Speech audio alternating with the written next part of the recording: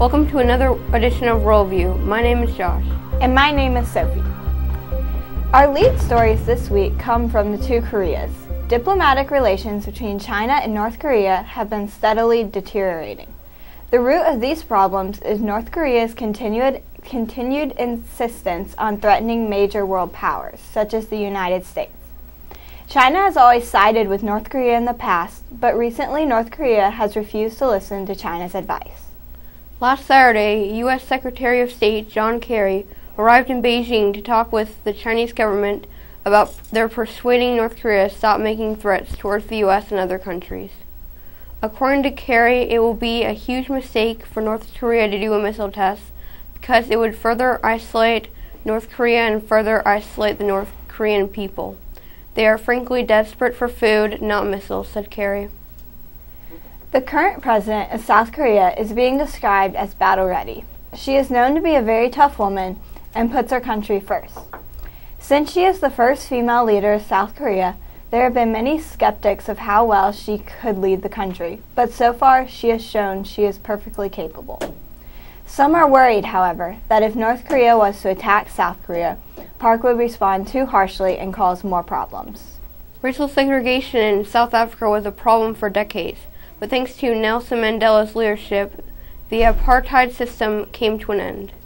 Mandela has not only become a hero in South Africa, but all of Africa and the world. On April 13th, he turned 95.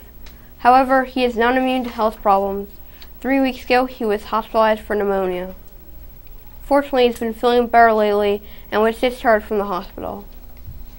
Sierra Leone has one of the world's worst maternal and infant mortality rates and is ranked as the third most dangerous place in the world to have a child. Through the help of donors, statistics show that this problem is being improved. But recently, 29 of Sierra Leone's top health officials were charged for misusing $500,000 in funds for their own personal gain. Nurses were also found to be charging patients for medication that should be free. A movement in Spain to get rid of the monarchy is gaining support. Recently, a march was held in Madrid in which thousands demanded that King Juan Carlos step down. He has been accused of extravagant spending, and his daughter and husband are being investigated for being involved in a massive embezzlement scheme. Several cases of a new bird flu have surfaced in central China. 2 major cases have made headlines and scared much of the Chinese public. One of the cases was a 34-year-old man who lived in an urban area, and the other was a 65-year-old farmer. The 2 cases do not appear to be linked. Around 20 people came into contact with the men, and none of them have experienced complications. A 7-year-old has also been found to have the disease, and it later came out that both of his parents worked in the poultry industry. The United States and China have agreed to create a group to work on cybersecurity to ease the tensions of hacking and internet theft. China believes that cyberspace should be an area where 2 countries can work together with trust and cooperation. But in the past few months, Beijing and Washington have accused each other of cyber intrusions.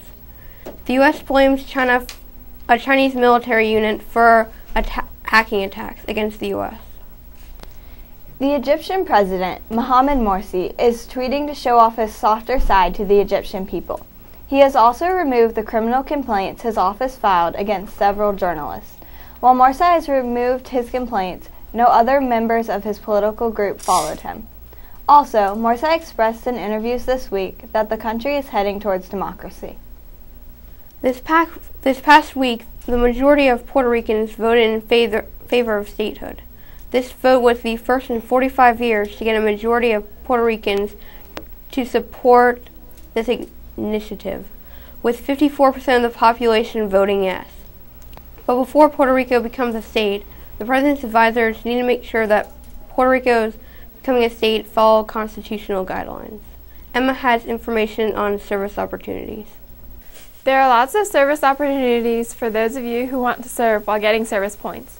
On Saturday, April 20th at 8 a.m., you can take part in the MS Walk, held at the 4th of July Park in Kernersville.